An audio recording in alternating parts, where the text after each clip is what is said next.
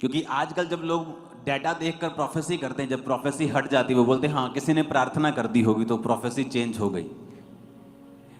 लेकिन जब मैं आपको बोल रहा था कि इसका कोई तोड़ नहीं होगा, प्रेयर्स भी इसे चेंज नहीं कर पाएंगी, आपको बचा लेंगी, लेकिन इस प्रोफेसी को पूरा होते ये होगी, ये अनचेंजेबल है। जब जीसस क्राइस्ट का जन्म हुआ, ये गूंज कम कर, कौन है अंदर? थोड़ा सियाना बंदा भेजो अंदर थोड़ा।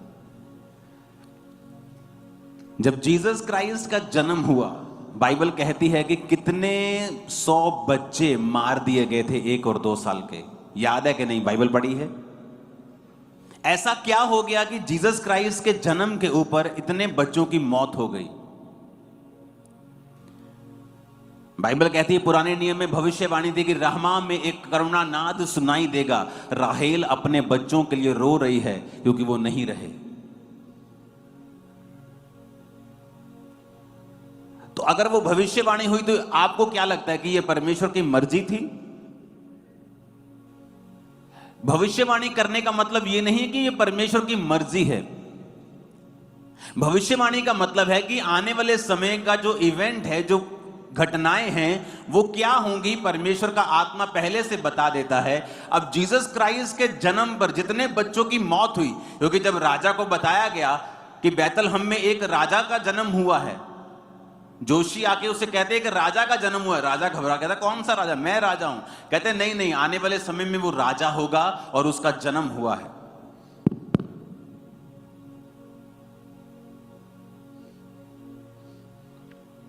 हालेलुया। गूंज कम करो इसकी। अपने पड़ोसी को बोलो ध्यान से सुन। फिर से बोलो ऊंची आवाज में।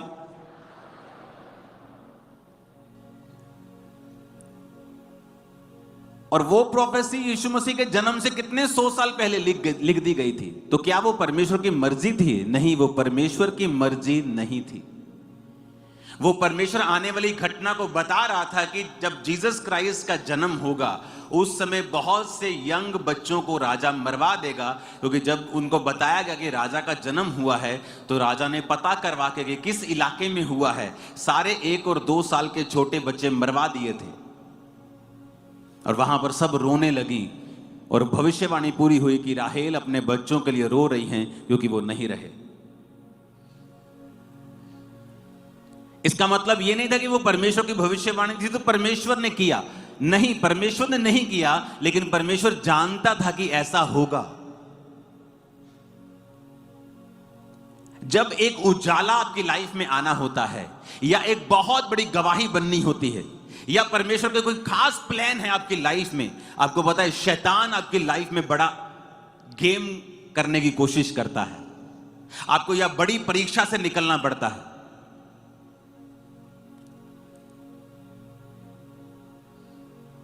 एक प्रॉफिट, असली प्रॉफिट, नाम के आगे प्रॉफिट लगाने से कोई प्रॉफिट नहीं बन, मैं आपको बता रहा हूं। और उसकी कॉलिंग थी कि वो जब पियानो बजाता था तो परमेश्वर का आत्मा उससे बात करता था। और अगर आप इंटरनेट के ऊपर देखें, जब ट्रंप राजनीति में भी नहीं था, उसने प्रोफेसी की थी कि यह 2 बार प्रेसिडेंट बनेगा। यूट्यूब चेक कर लो, आप बैक डेट पे कोई वीडियो नहीं डाल सकते हो। और जब वो व्यक्ति परमेश्वर की बुलाहट में आने वाला था और परमेश्वर उसे एज ए प्रॉफिट चुनने वाला था, अपने बच्चों के साथ खेलते खेलते एक गाड़ी वो चला रहा था और उसके दोनों हाथों की उंगलियां एक एक्सीडेंट में और दोनों हाथों की कलाइयां टूट गई थी। और वो इतना निराश हो गया क्योंकि उसे 40 साल लग गए अपनी बुलाहट समझते समझते। और जब वो 40 साल का होकर अपने काम को भी शुरू करने वाला था, एक नया इंसिडेंट उसकी लाइफ में होता है और उसकी उंगलियां टूट जाती हैं, रिस्ट टूट जाती है और दोनों हाथों के ऑपरेशंस होते हैं। एक ऑपरेशन होता है, फिर अगले दिन दूसरा ऑपरेशन होता है। उसके हाथों में प्लेट्स डाली जाती हैं, उंगलियों में पिन्स लगा लगा कर उसके हाथ को सीधा किया जाता है। और डॉक्टर उसको पता क्या बोलता है कि मेरे भाई अब पूरी लाइफ में आप पियानो कभी उस तरह नहीं बजा पाओगे, आप बस ठीक हो जाओ, यही बहुत बड़ी बात है।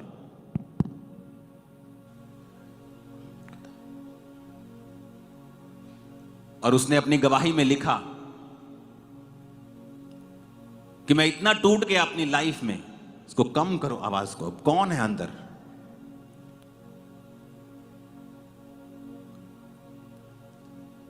कहता मैं इतना टूट गया अपनी लाइफ में कि मेरे सामने सिर्फ अंधेरा नजर आ रहा था।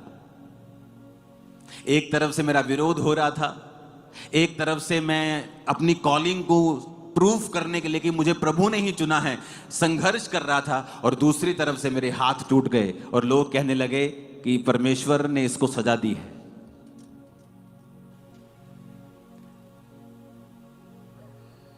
उसने प्रार्थना करनी शुरू की, उसने परमेश्वर में समय बिताया, आंसू बहाए, और 3 महीने के बाद 4 महीने के बाद हाथ थोड़े थोड़े खुले। और कहता जब मैं पियानो मैंने बजाना स्टार्ट किया, ये दुनिया का सबसे भयंकर दर्द था जो मुझे होता था, पर अपनी बुलाहट को मैंने छोड़ा नहीं। कहता डॉक्टर की बात सही साबित हुई, मैं उस तरह पियानो नहीं बजा पाया, बल्कि उससे भी अच्छा अब मैं बजाने लगा था, उससे भी बेटर। कहता उसकी बात सही थी कि मैं उस तरह पियानो कभी नहीं बजा पाऊंगा। कहता अब मैं जब पियानो बजाने लगा तो परमेश्वर का आत्मा मुझसे बात करता था।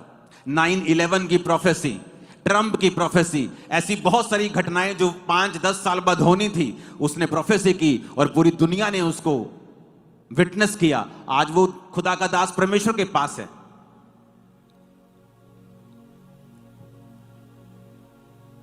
उसके बच्चे बहुत बड़े बड़े हैं। लेकिन मैं आपको बताना चाहता हूं कि ऐसा क्यों हुआ कि जीसस का जन्म होता है और एक जगह पर पूरा करलाहना और रोना और मौत का तांडव मच जाता है, क्योंकि शैतान देखता है जहां रोशनी आने वाली होती है। आपकी लाइफ में जब वो देखता है क्योंकि बड़ा काम परमेश्वर करने वाले हैं। शैतान ने जब देखा कि जीसस क्राइस्ट का जन्म हुआ, अब इन्हीं इलाकों में साल्वेशन होगी, इन्हीं इलाकों में मुक्ति होगी, इन्हीं इलाकों में चंगाई होगी, इन इलाकों में लोग शैतान से छुड़ाए जाएंगे। उसने एक अनदर मैसेज देने की कोशिश की कि देखो जीसस का जन्म हुआ, और सब तरफ रोना और करलाना और आंसू चल रहे हैं। और आज भी शैतान यही मैसेज देने की कोशिश करता है। जब आप मसीह में चलने लगते हैं कोई घटना हो जाती है, आप मसीह में चलने लगते हैं मेरे बिजनेस को आग लगा दी, आप मसीह में चलने लगते हैं अचानक से एक बीमारी घेर लेती है, आप मसीह में चलने लगते हैं, और वो भी तब जब आपको लगता है कि अब मुझे ये काम करना है, मैं तैयार हूं। और हमें लगता है अगर परमेश्वर मुझे इस्तेमाल करना चाहता है तो ये क्यों हो रहा है मेरे साथ।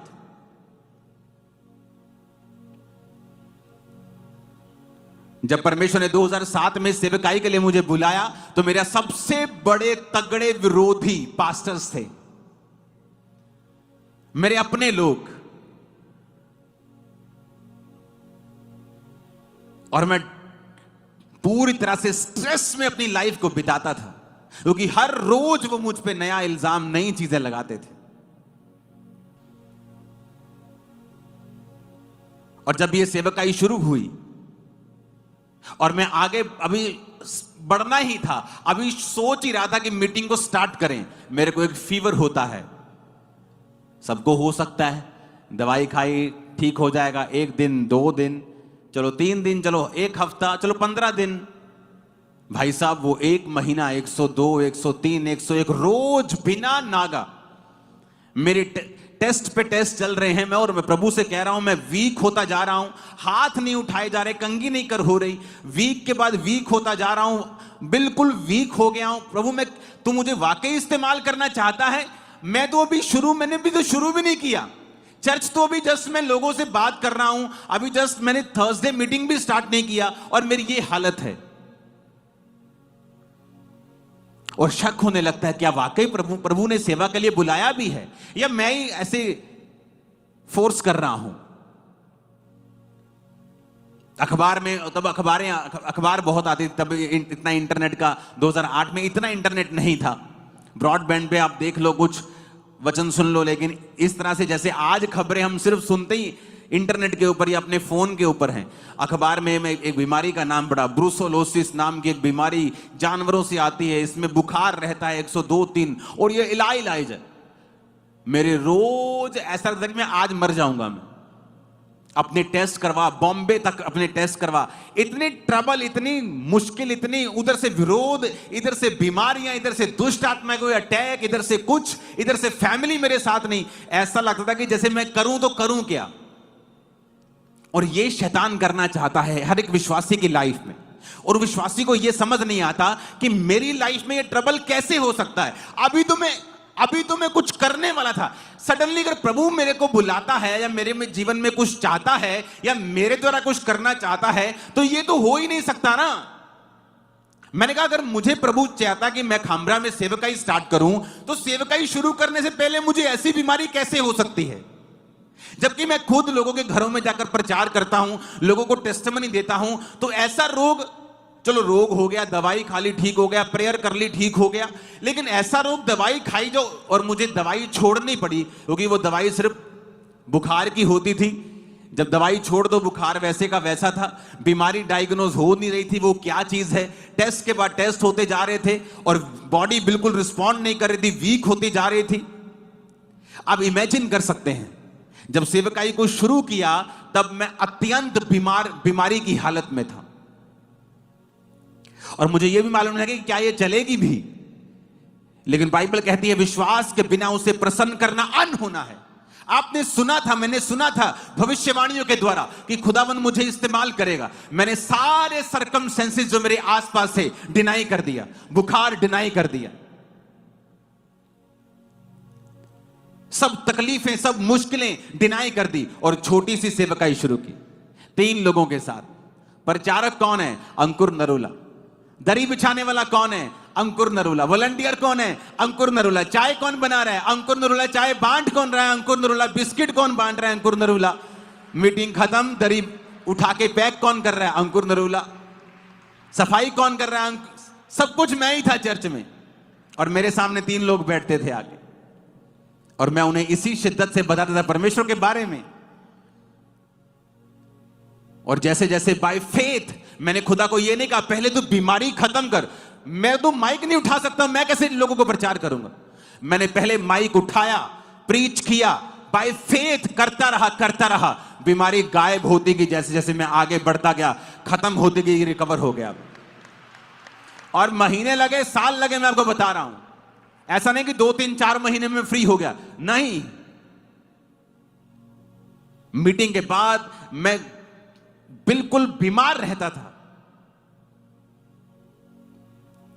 लेकिन परमेश्वर ने मुझे ब्लेस किया। मैंने बाय फेथ देखा हर जगह जीसस क्राइस्ट जा रहे हैं, सो रहे हैं नाव के ऊपर, तूफान आता है, चेले घबरा जाते हैं। और कितनी बार ऐसा हुआ। और एक बार वो जा रहे हैं और सामने पागल व्यक्ति को चंगा होना था अगले दिन, और रात को तूफान आता है। चेले नहीं समझ पाते तूफान क्यों आया, लेकिन शैतान को पता था कि अगली सुबह जो होने वाली है वो मेरे छुटकारे की होने वाली, मुझे इसके बीच से निकाल दिया जाएगा। तो एक रात पहले वो तूफान पैदा करने की कोशिश कर रहे हैं। आज विश्वासी क्यों बैकस्लाइड हो जाते हैं या क्यों प्रभु से हट जाते हैं? जब मुसीबतें आती, उनको जब तरह तरह की तकलीफ आती, उन्हें लगता है कि तकलीफ आ रही, उन्हें ये नहीं पता अगली सुबह एक बड़ा छुटकारा तुम्हारा इंतजार कर रहा था। तुम हट गए, तुमने बेवकूफी की है, तुम मूर्ख ठहरे हो परमेश्वर की निगाह में। क्या तुम्हें नहीं पता विश्वास के बिना उसे खुश करना पॉसिबल नहीं है? तुम्हें विश्वास करना होगा और परमेश्वर के पीछे चलना होगा। बाय फेथ हमें परमेश्वर में उन प्रतिज्ञाओं को हासिल करना है जो परमेश्वर ने हमें दी हैं। अगर आप विश्वास में नहीं चलेंगे, शैतान उसका फायदा उठाएगा। आप इमेजिन करो, इधर जीसस का जन्म होता है, उधर मौत की लाशें बिछ जाती हैं बच्चों की। क्या इंप्रेशन पैदा करने की कोशिश की शैतान ने कि जीसस का जन्म हुआ और कई माओं की कोख उजड़ गई। एक बैड इंप्रेशन पैदा करने की कोशिश की। शैतान बैड इंप्रेशन पैदा करने की कोशिश करता है। तू चर्च में गया, देख तेरे साथ क्या हो गया, तेरी मां ने तुझे छोड़ दिया, तेरे भाई ने तुझे छोड़ दिया, वो बैड इंप्रेशन बहुत छोटा है, जो बरकत आने वाली है वो आसमान भर के है, जो आशीष आने वाली है वो दुनिया भर की है, जो दुख है वो इंच भर का है, पल भर का कलेश है, और महिमा अनंत होगी, तुम और तुम्हारा परिवार उसे हासिल करोगे। आमीन खड़कने वाला चाहिए, पूरी पंडाल के बाहर जाए आमीन। हालेलुया। लेकिन विश्वासी आज समझ नहीं पाता, उसे लगता है मैं क्रिश्चियन हूं, मैं कैसे बीमार हो सकता हूं, मैं क्रिश्चियन हूं, मेरे बिजनेस में ट्रबल कैसे हो सकता है, मैं क्रिश्चियन हूं, हमारे घर में यह मुसीबत कैसे आ सकती है। उसे यह नहीं पता कि शैतान तुम्हारा दुश्मन है, यह प्रभु नहीं कर रहा, शैतान कर रहा है, एक बैड इंप्रेशन क्रिएट करने के लिए। एक बैड इंप्रेशन क्रिएट हुआ कि कोई राजा जन्मा है, सब तरफ रोना ही रोना है, बच्चों की लाशें सब कब्रिस्तान की ओर जा रहे हैं, भर भर के दबा रहे हैं, सब रो रहे हैं, कैसा इंप्रेशन क्रिएट करने की कोशिश की। लेकिन एक समय आया जब वो सारी दुनिया जीसस के पीछे, यार 450 करोड़ यीशु मसीह के पीछे हैं, वो आपकी लाइफ में सब कुछ चेंज कर देगा, सब कुछ बदल देगा, सब बदल जाएगा, सब बदल जाएगा, आपकी लाइफ बेहतर के लिए बदलेगा यीशु मसीह के नाम में। आप जब अपनी लाइफ को देखेंगे 10, 15, 20 साल बाद, कहीं ऊपर, कहीं ब्लेस, कहीं अधिक अपने आप को आशीषित देखेंगे यीशु मसीह के नाम। दुनिया की हर बेस्ट पोजीशन आप लोगों के लिए है, और दुनिया का हर बेस्ट देश आपके लिए बना है, दुनिया की हर ब्लेसिंग आपके लिए बेस्ट बनी है यीशु मसीह के नाम में। आमीन। मेरे को आम वाला नहीं चाहिए, अगर तुम्हारी आशीष है तो आमीन खड़कने वाला चाहिए। Hallelujah, hallelujah.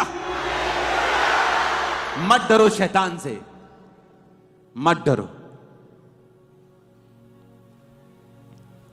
शैतान एक गलत इंप्रेशन क्रिएट करने की कोशिश करता है, वो फाइटर है, वो फाइट करता है।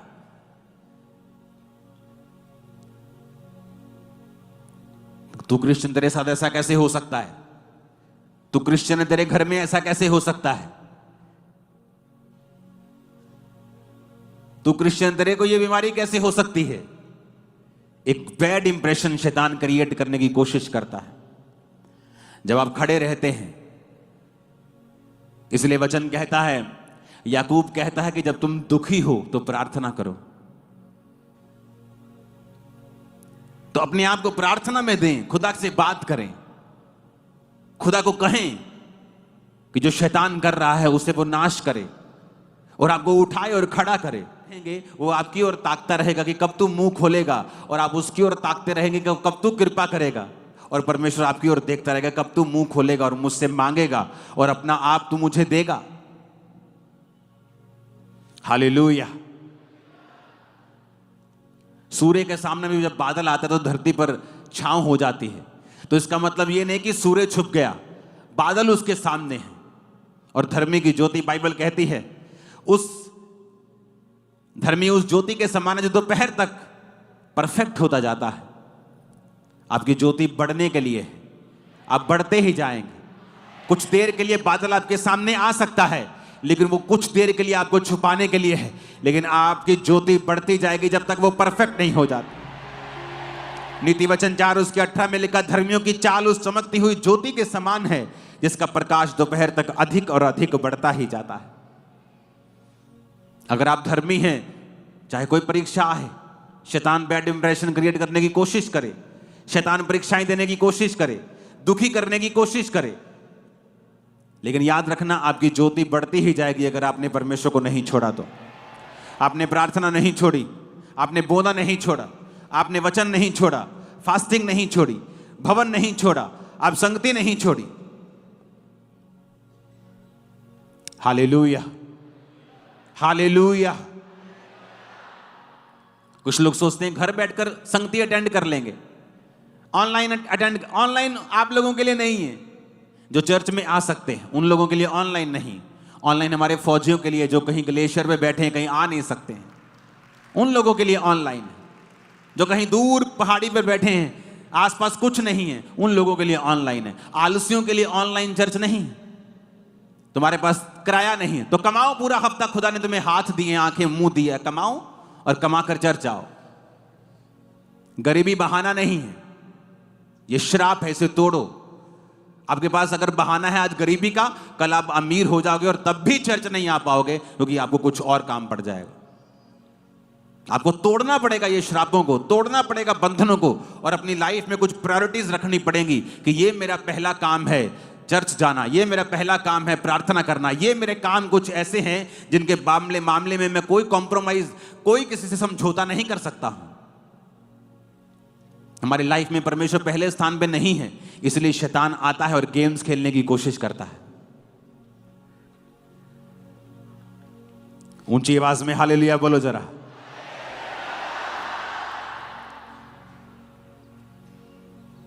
आपको यह ध्यान रखना है,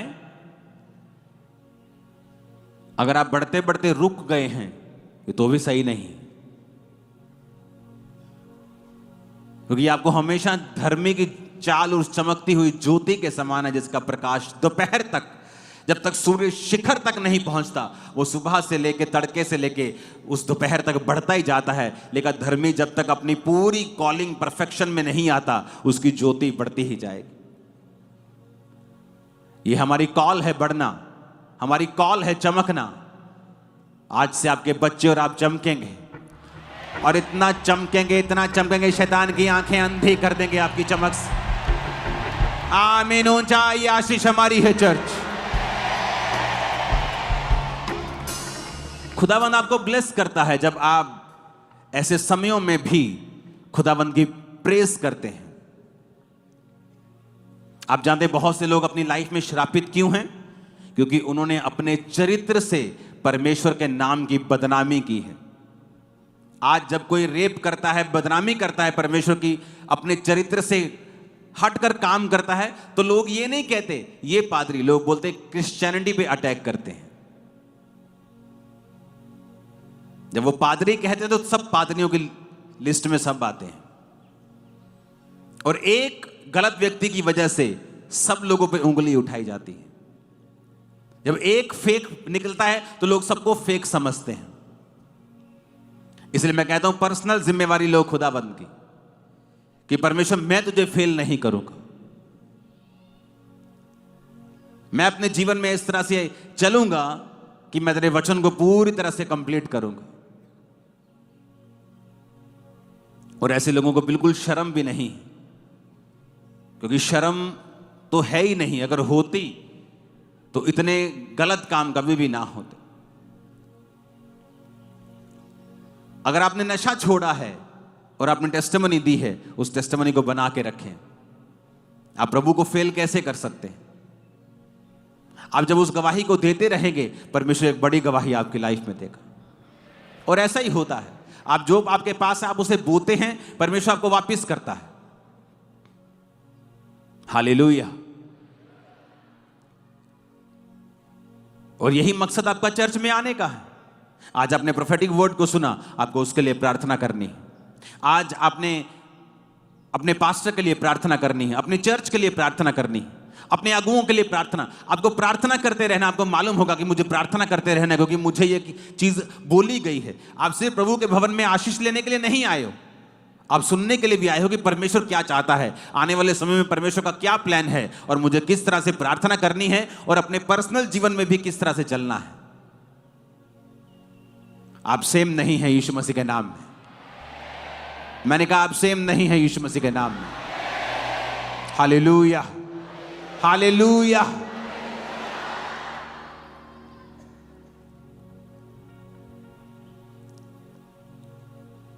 आने वाले दिनों में चीजें स्ट्रांग होंगी, और आपको गुड न्यूज दूंगा मैं, और अधिक चर्च के मसलों में ही।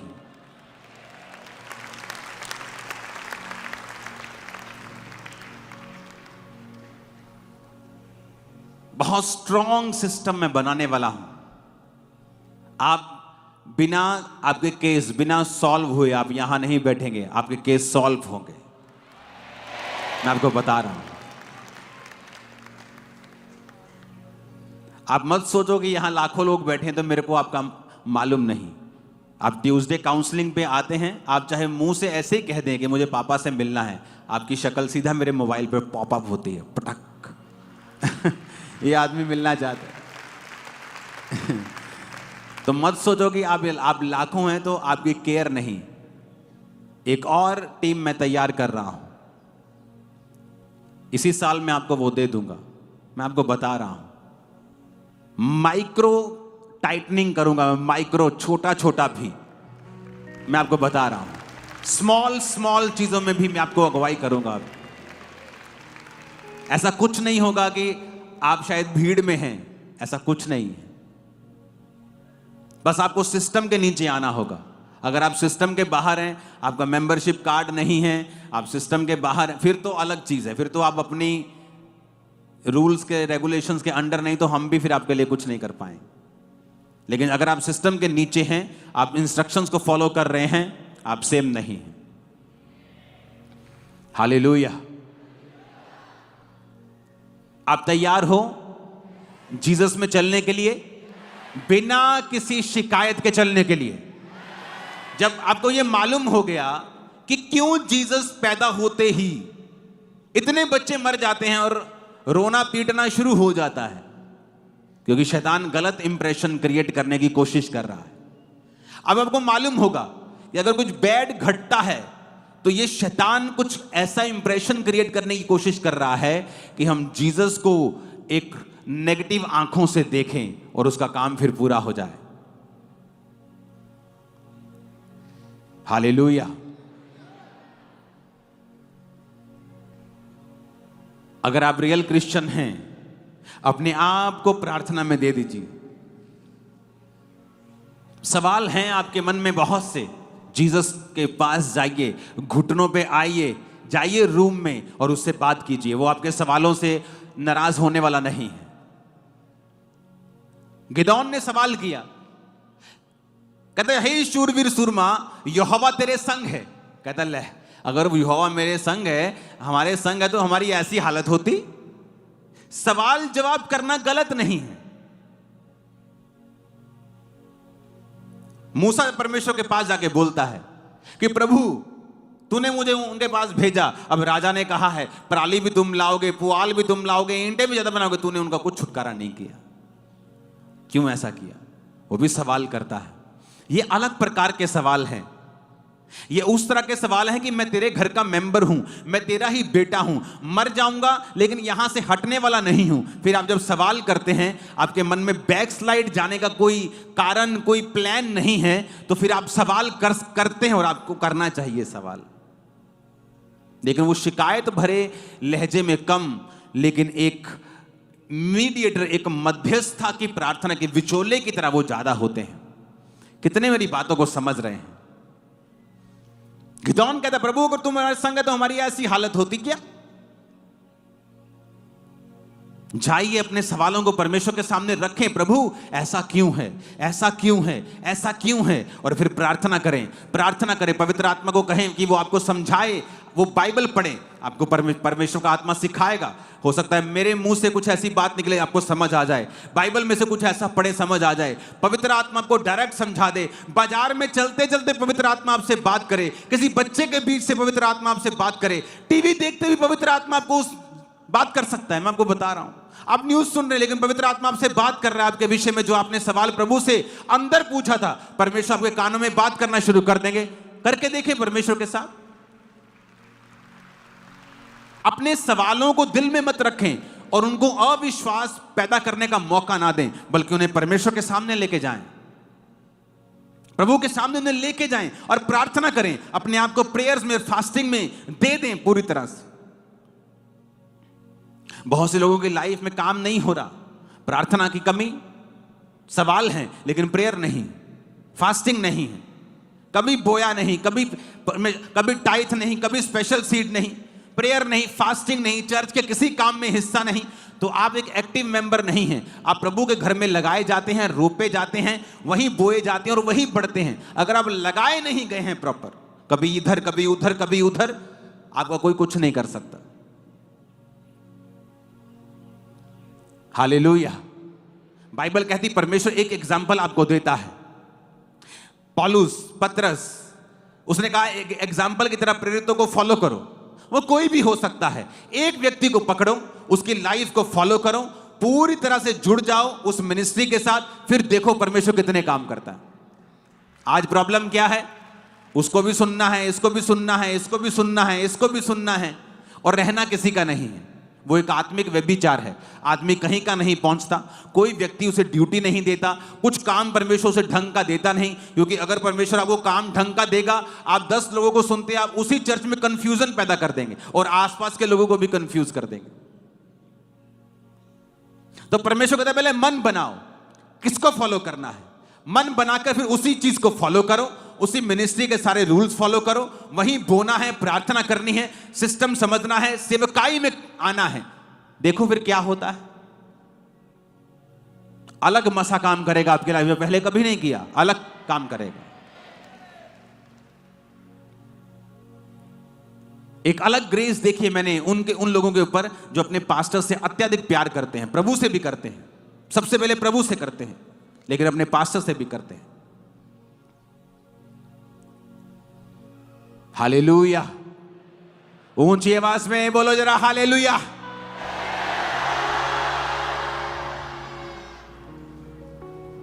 तभी आप कहीं पहुंच पाएंगे जहां परमेश्वर आपको लेके जाना चाहता है।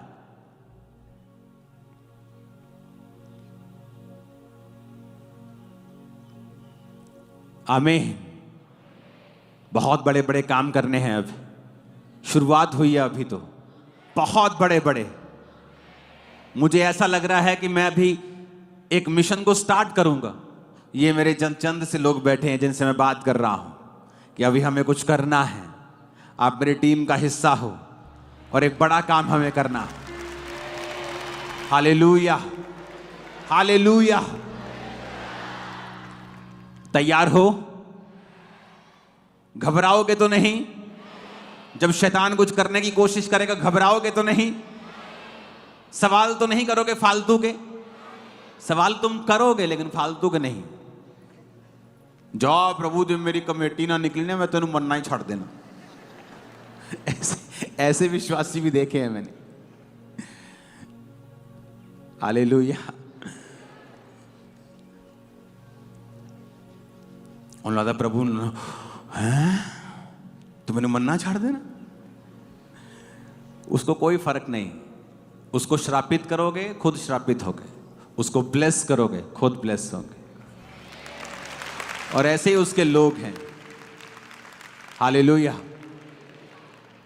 ना तो लोगों की प्रेज से ज्यादा फूलो, ना ही उनके विरोध से डरो।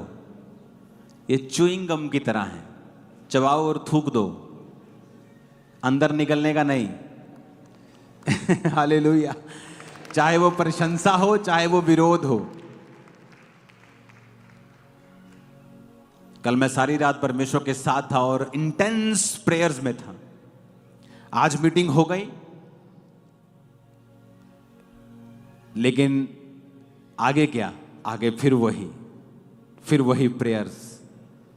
पिछले संडे के मस्से से अगला संडे मत चलाओ, पिछली रेवलेशन से अगला थर्सडे मत चलाओ, इसलिए लोग आपकी चर्च में बोर हो जाते हैं।